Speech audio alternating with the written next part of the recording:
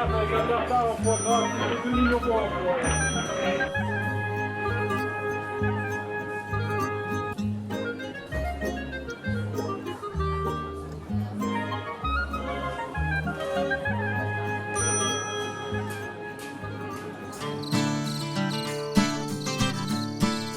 label Pays Gourmand est né en 2010.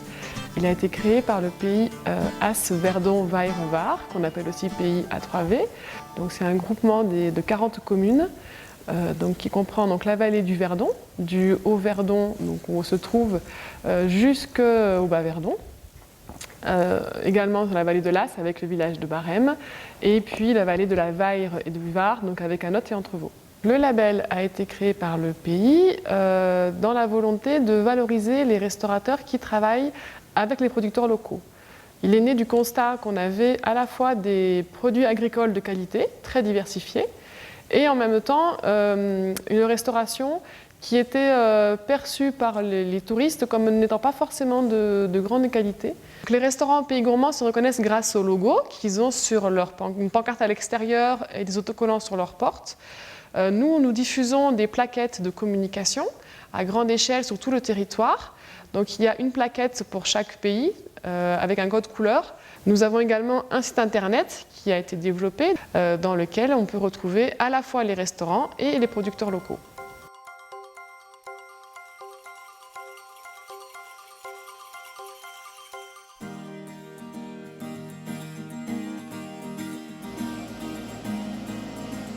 J'ai repris la suite de mon père. Il y a 30 ans que je fais ça. Et peut-être je transmettrai à mes enfants s'ils ont envie.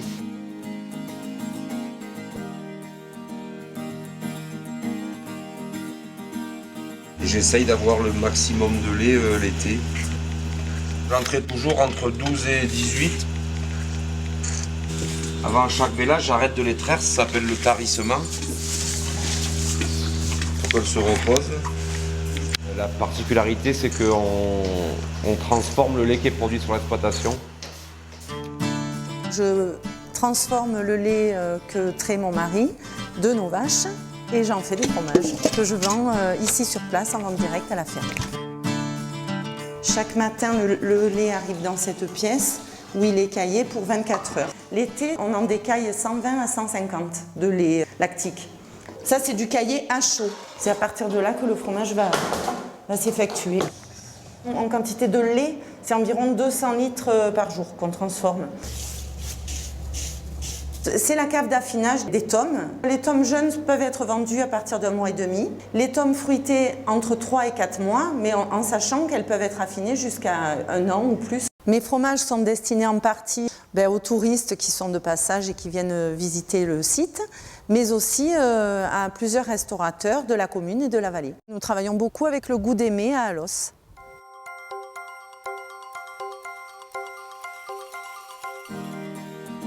On se trouve dans un ancien relais de poste qui date de 1731. On le tient en famille depuis 1961 et on est Pays Gourmand depuis 3 ans. Nous avons une vingtaine de plats. On n'a pas de menu Pays Gourmand, nous, mais on a à peu près 11 plats qui correspondent, qui sont avec des produits locaux. On essaye de faire une cuisine inventive. On change notre carte à chaque saison et on travaille avec des producteurs locaux. Voilà, donc là vous avez du fromage de la ferme de Sainte-Brigitte, du fromage de vache. On a une spécialité qui s'appelle les toupines. Donc les toupines, c'est la petite cousine de la tartiflette et c'est l'occasion de goûter tous les produits gourmands. Depuis 2009 qu'on a rouvert, on travaille avec des producteurs locaux et après on a été contacté pour Pays Gourmand et du coup on a pris Pays Gourmand. Pour nous, travailler avec des producteurs locaux, c'est important parce qu'il faut garder du monde au village et que les petits producteurs arrivent à se développer et à tenir à l'année. Donc on travaille en fromage de vache avec la ferme de Sainte-Brigitte chez Christine.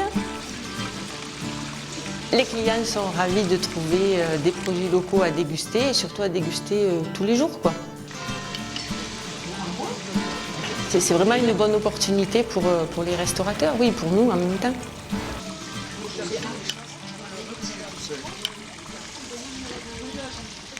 Les brochures qu'on peut avoir à distribuer, qui sont à disposition un peu partout, nous ont amené énormément de clientèle qui reviennent. On leur propose également, vu la carte du dépliant, de faire la route des pays gourmands pour comparer un petit peu tous les restaurants et tous les produits variés qu'il y a un peu partout. Notre territoire, c'est le pays Serre-Ponçon et Baille-Durance, qui comprend la vallée de l'Ubaye, le Savinois et également donc l'Embrunais. On a rejoint le pays A3V en 2013 dans le cadre d'une coopération du programme européen Leader avec le GAL donc du pays Serre-Ponçon et Baille-Durance. Sur notre territoire, on a actuellement un petit peu moins d'une vingtaine de restaurateurs. On a commencé avec 15 restaurateurs et aujourd'hui, en 2015, on a 4 ou 5 nouveaux restaurateurs qui vont entrer dans le programme. Alors, la coopération, ça a été vraiment une richesse énorme pour nous. Ça a été déjà une facilité sur le plan technique, c'est-à-dire qu'on a pu profiter de tout ce qui avait été mis en place par le pays A3V, de son expérience également. Ça a été pour nous la chance de mutualiser nos outils de communication, de mutualiser nos formations, de proposer des choses beaucoup plus intéressantes à nos restaurateurs. Et surtout, ça a été très important sur le plan humain.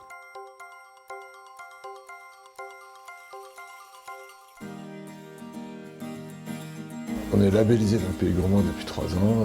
Voilà, la démarche produits frais, produits de pays, cuisine de saison. Mais on n'a pas vraiment de spécialité particulière, on s'adapte vraiment aux saisons. Quand on travaille l'agneau, on travaille la truite, on travaille les produits de pays, et puis en essayant de suivre au mieux les productions au fil de l'année.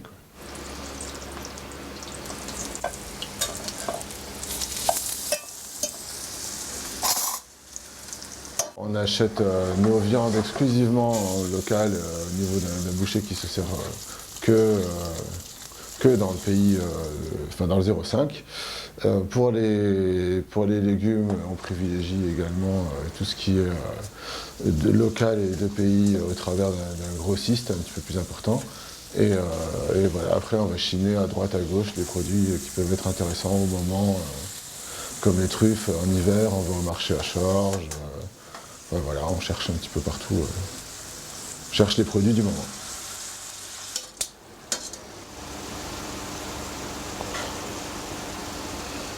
C'est expliquer la richesse du département par l'assiette aux gens, quoi. Les gens qui viennent ici en vacances, ils n'ont pas envie de manger ce qu'on peut manger partout ailleurs, donc on essaie de retrouver les produits d'ici.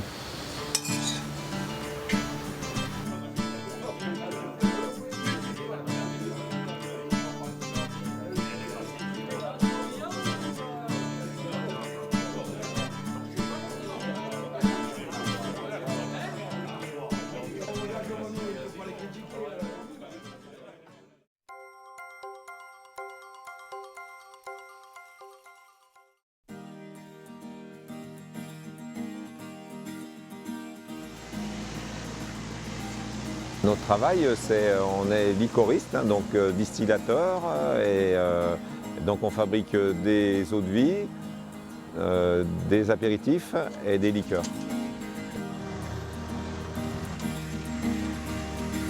Et en fait, on est aussi, on oublie toujours, mais c'est très important, parce qu'on est aussi agriculteur, on est producteur. C'est-à-dire qu'on cultive nous-mêmes nos fruits rouges, les framboises notamment, le cassis, on cultive des plantes. On cueille des plantes sauvages comme le mélèze, comme le prunelier, comme la lavande sauvage d'ici, pour faire nos produits. L'alambic, déjà, c'est un alambic de 1900. Hein, on est très fiers de cet alambic, hein, tout en cuivre. On distille soit les fruits qui ont fermenté, soit on va distiller des produits qui ont été macérés dans de l'alcool au départ. C'est ce qu'on fait par exemple pour le pastis entre autres, ou quand par exemple on distille le génépi. Si la fermentation s'est bien passée, on peut avoir disons jusqu'à 12%. Hein, donc par exemple pour 100 kg de produits, on a 10 litres d'alcool à 50%. Une eau de vie, pour qu'elle soit vraiment bonne, il faut 5 ans, 5 ans de vieillissement, quoi. Malheureusement, on n'a pas le temps de... On vend plus vite et on n'a pas le temps de les laisser vieillir. Enfin bon, on a un an à peu près de stock. Alors ici on se trouve dans la cave, c'est l'endroit où on fabrique les liqueurs, les apéritifs et ou les produits finis. Une fois sorti de l'alambic, il n'y a pas tellement de manipulation, à part une petite aération pendant 3 ou 4 jours des cuves, voilà, pour que les dernières vapeurs de méthanol et puis les goûts d'alambic disparaissent. Et après on descend effectivement le produit ici et on essaye de le faire vieillir un maximum. On fait également les macérations. Donc c'est-à-dire qu'en fait on fait tremper les fruits ou les plantes dans l'alcool, dans un alcool à 70, un alcool neutre, sans goût, pendant environ 1 mois. Et on va utiliser ces macérations pour faire les liqueurs ou les apéritifs. Voilà. Donc les liqueurs de plantes, on fait macérer les plantes, donc génépi, thym, hysope, verveine. Et les liqueurs de fruits, framboise, cassis, myrtille. Donc on fait macérer les fruits dans l'alcool à 70, c'est exactement le même principe. Donc là nous sommes dans la boutique, boutique qui est attenante à l'atelier, au lieu de fabrication. Ça nous permet de faire visiter les installations et de montrer aux gens comment les produits sont fabriqués. Et ça c'est très important pour nous parce que ça fait un peu partie de la philosophie de l'entreprise. Ce qu'ils ont dans la boutique, ce qu'ils peuvent acheter, ce qu'ils peuvent voir, ce qu'ils peuvent déguster dans le petit espace boutique, c'est uniquement des produits que nous fabriquons et que nous fabriquons sur place. On travaille avec quelques restaurateurs locaux, notamment le Passe-Montagne à Barcelonnette, enfin à Uvernay. On aime avoir cette relation. Voilà. Ils nous apportent des idées, nous on leur apporte des idées, ils peuvent transformer le produit, c'est au contraire, ils valorisent le produit, ils peuvent en parler, ils connaissent très bien le produit, donc nous bien évidemment on leur fait déguster, on leur donne des dégustations, enfin voilà, c'est vraiment un échange, en fait c'est un vrai échange. Le Pays d'Innois est un pays qui comprend 3 intercommunalités, l'intercommunalité Asbéon-Verdon, la communauté de communes d'Huy-Bléone et la communauté de communes de la Haute-Bléone. C'était intéressant de coopérer pour mutualiser.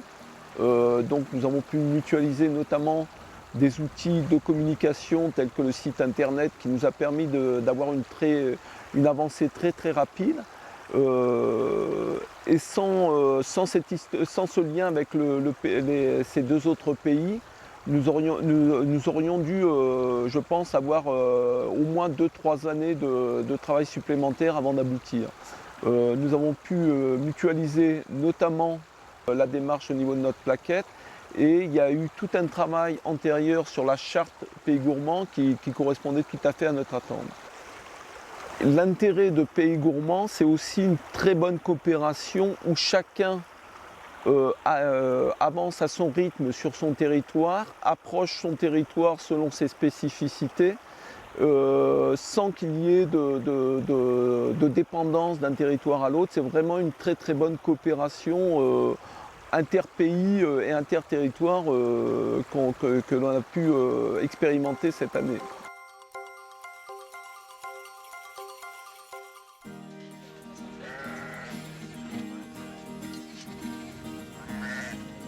Depuis le 1er janvier 2009, je suis installé en tant qu'éleveur. 350 brebis mères, et essentiellement de l'annulage de printemps, donc essentiellement du tardon qui descend le jour de la foire de la Javie.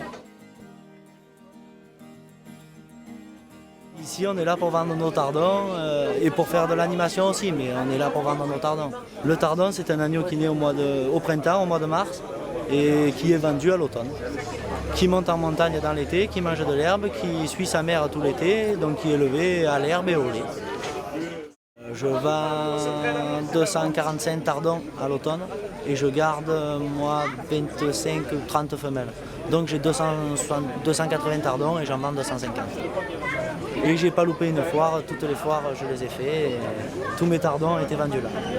D'après moi, la qualité de la viande, elle y est parce qu'il n'a pas mangé d'aliments. Après, moi, je suis pas bio, mais c'est un agneau qui est élevé à l'herbe, au lait. C'est un agneau, voilà, le tardon, normalement, en qualité, il devrait être au top.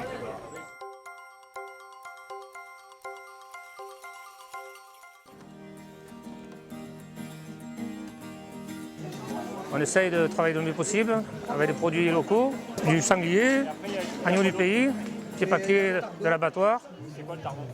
Mais après, c'est la foire au tardon, donc c'est une tradition.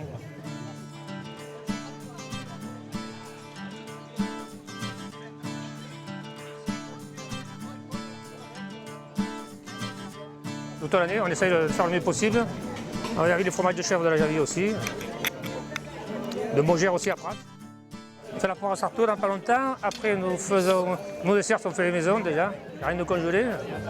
Bon voilà, on essaie de rester cuisine traditionnelle. Voilà.